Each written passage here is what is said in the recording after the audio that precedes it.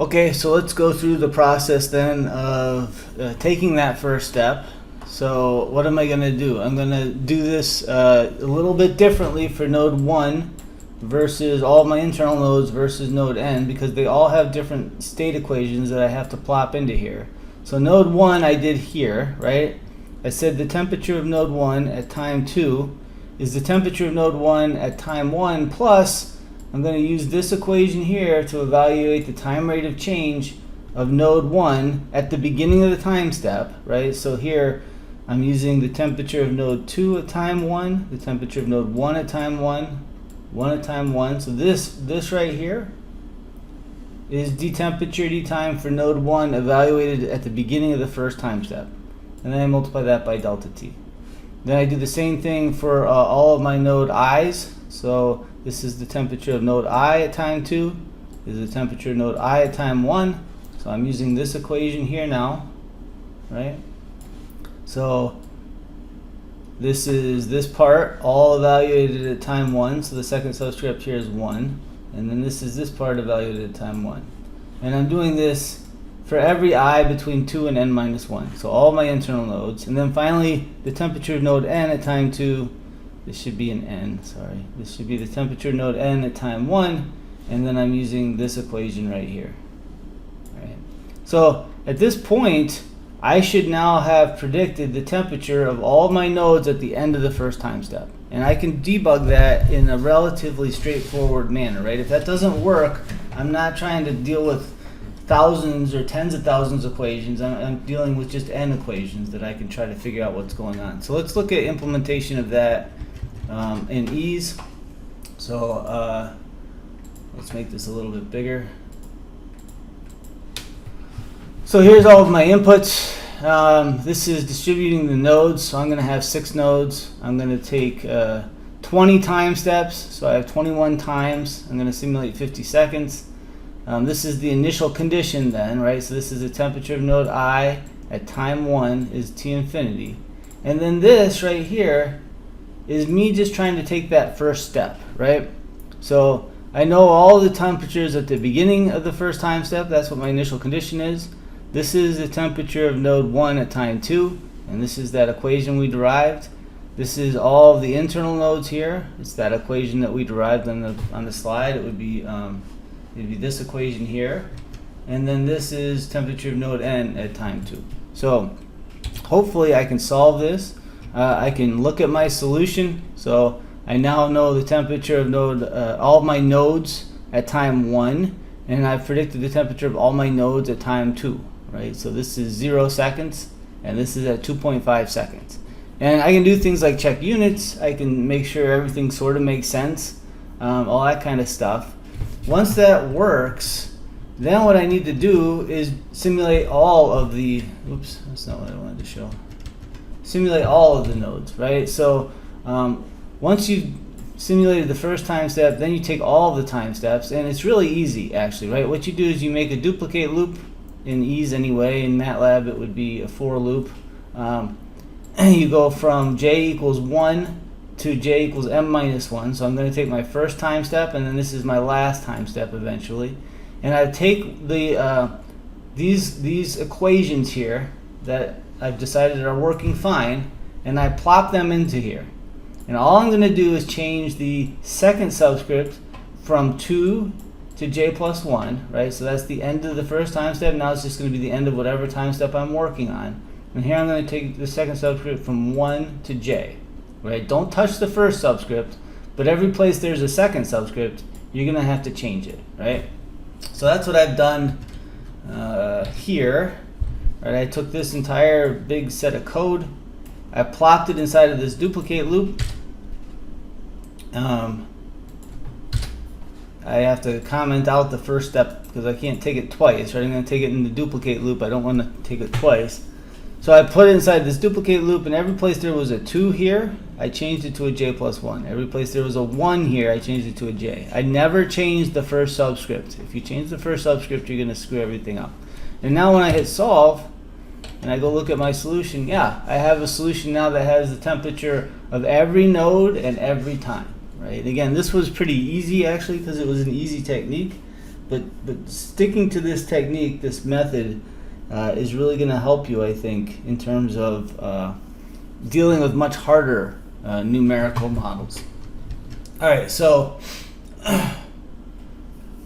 some things about Euler's technique that you already know, but we'll reiterate them in the context of this problem. One is it's explicit, right? You know that because when you look at these equations that we just programmed here, these equations are all explicit. There's nothing on the right side of these equal signs that we don't already know, right? So it's a bunch of assignments. It's a very easy technique to use in a programming language because programming languages use assignment statements, right?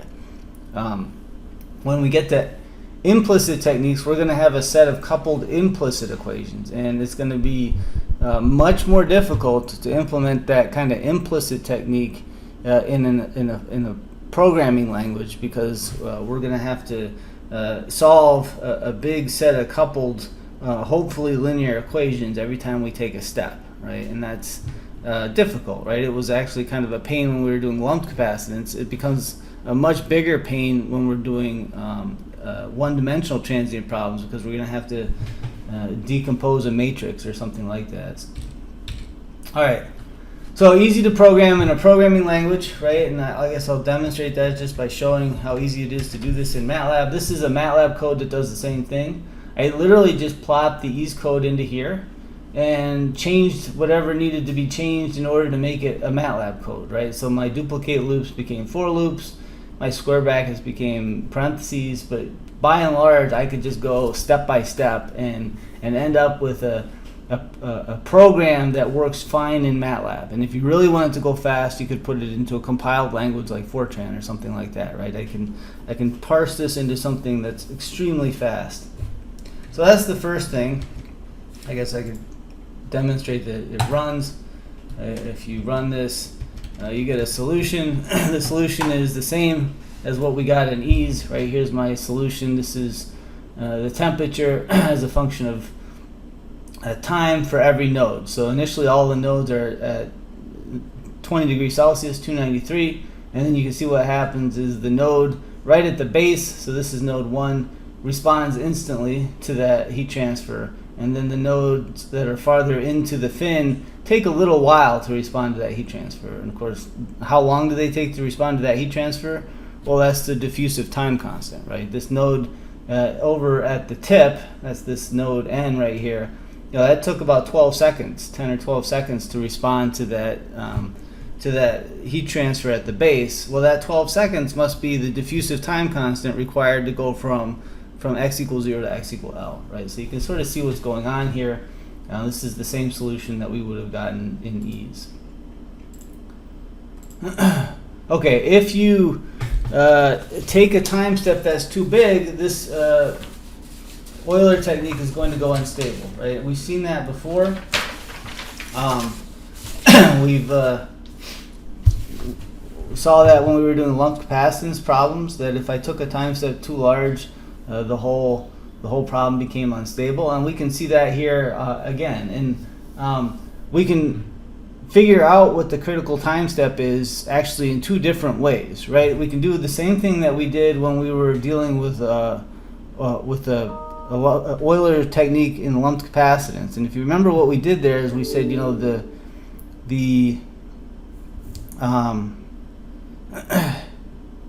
the coefficient multiplying the temperature at the beginning of the time step can't go negative. When it goes negative is when you're going to get into issues having an unstable solution, right? And it's the same thing here. If we look at, let's go back and look at this. So if we look at this equation here, for example, over here on this side I have the temperature at the beginning of the time step for that node. I have it in a few different places, right? I have it here, I have it here, and I have it here. When the coefficient multiplying this temperature becomes negative, that's when it goes unstable. And I can do the same thing for node 1 and node n. So if we just look at the internal node and try to figure out when this happens, so here's that equation again, right?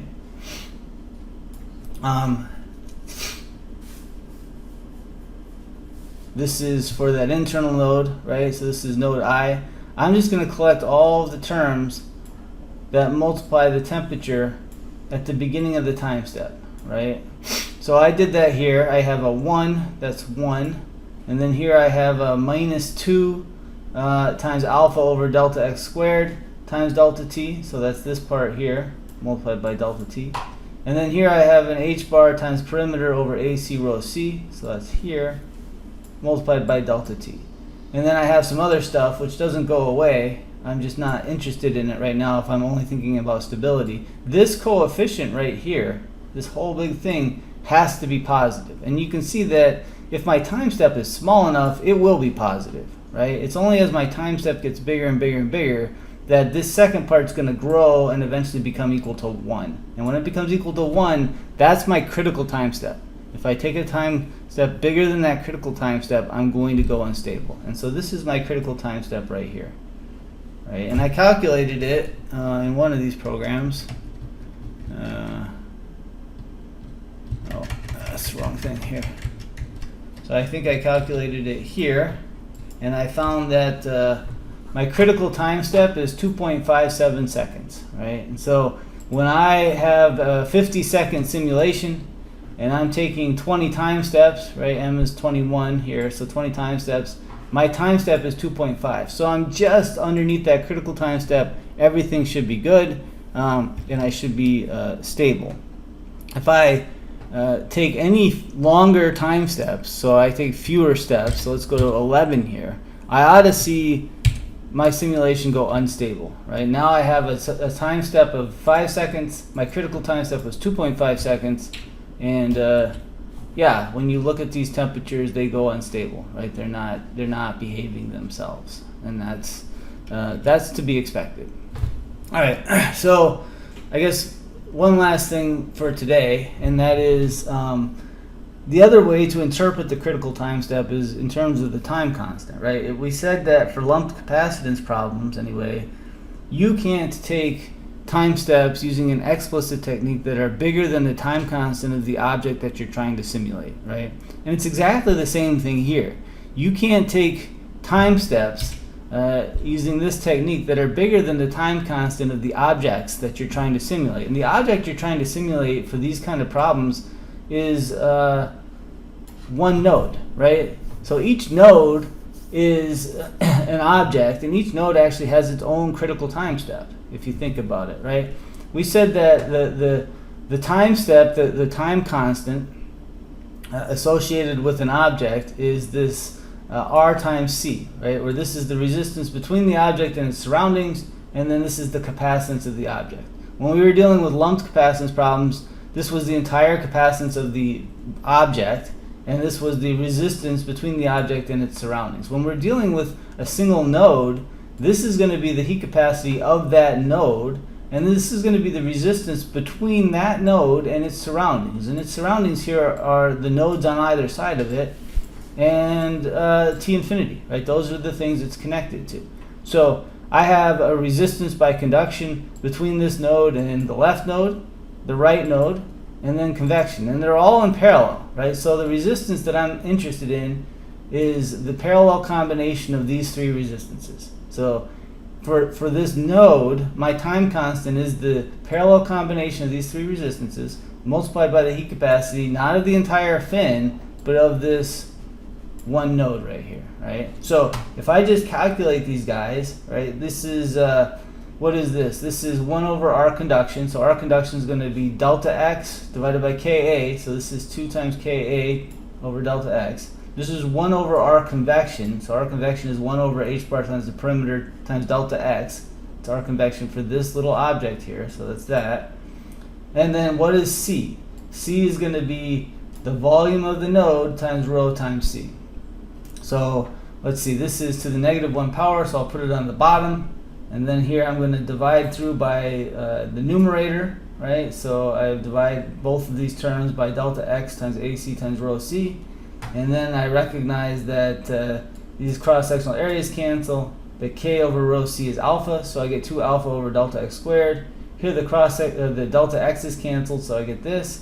This time constant for a node is exactly equal to the critical time step that we derived on this slide here, right? So that's really, that's really all that's going on, is I can't take time steps using an explicit technique that are bigger than this critical time step, right? And if you look at this for a second, as I start to refine my mesh, what's going to happen to this? Well, as I start to refine my mesh, I'm going to be making delta x smaller and smaller and smaller, and that really, really limits my time step, right? If you think about making delta x smaller and smaller and smaller, that's going to both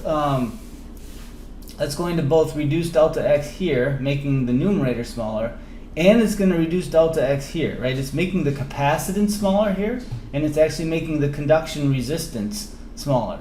So in both cases, that makes my time constant smaller, right? It makes both of these two terms smaller. So if I'm going to use an explicit technique with a really refined mesh, my time steps are going to have to be incredibly small, almost probably smaller than I can really deal with using most computers, right? So that really is going to drive us towards a lot of times implicit techniques. Okay, so that's all we're going to cover today. Next time we're going to look at sort of more sophisticated techniques, right? So these are going to be techniques that are either higher order or implicit, in some cases both. And so really all we're going to be doing is remembering things that we learned about for lumped capacitance problems, right? So we learned about these predictor-corrector techniques. These are explicit techniques, but they're higher order. We did, Hume's method, which is second order. We did Runge-Kutta, a fourth order method, which is a really pretty powerful technique. We'll do this second one for this problem. And implicit techniques, we did both fully implicit and Crank-Nicholson, right? So these are all techniques that we can do ourselves. And then the other thing we're going to do is return to how do we use basically ODE solvers that you find in whatever software you're using, right? So the two that we're going to hopefully be familiar with by the end of next time are the integral command in ease and the ODE solvers in MATLAB. We use these to solve lumped capacitance problems. They work equally well to solve transient problems that are one-dimensional or even two-dimensional. Specifically, the ODE solvers in MATLAB, can deal with large numbers of state equations. All right.